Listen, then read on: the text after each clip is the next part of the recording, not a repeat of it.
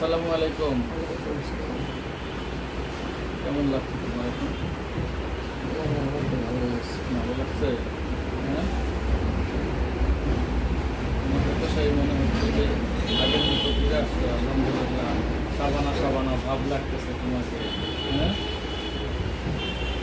তাই না?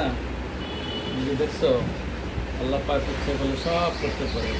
এ পর্যন্ত তোমার খেদমত করে করে করে করে এই পর্যন্ত আনছি। হ্যাঁ, আল্লাহর কাছে সবসময় চাইছি যে তুমি যাতে সুস্থ হয়ে যাও। সবাই কান্নাকাটি করছে তোমার জন্য। আজকে তুমি নিজে এখন উঠতে পারতেছো, দাঁড়াতে পারতেছো, কথা বলতে পারতেছো, তাই না? ভালো লাগতেছে না অনেকটা? ভালো লাগতেছে? এখন সবাইকে বলো যে আমি ভালো আছি আলহামদুলিল্লাহ, তোমাদের দোয়ায়। ভালো আছে আলহামদুলিল্লাহ। আপনাদের দোয়ায় সকলে আমার জন্য আমি দোয়া করবেন, আমি যেন সুস্থভাবে বেঁচে থাকতে পারি। আলহামদুলিল্লাহ, আল্লাহ পাক তোমাকে আরও সুস্থ করে দিবে। এরপরে যে যে তোমাকে এখানে পিস্টুলার ইয়েটা করা আছে, এই যে ডাক্তার দেওয়া আছে, এটা আমরা খুব তাড়াতাড়ি করে এখানে তোমাকে পিক করে এখান থেকে পিস্টুলার ব্যবস্থা হবে। ডাক্তার তো বলছেই যে সব ঠিক আছে, তাই না? তো যাই হোক,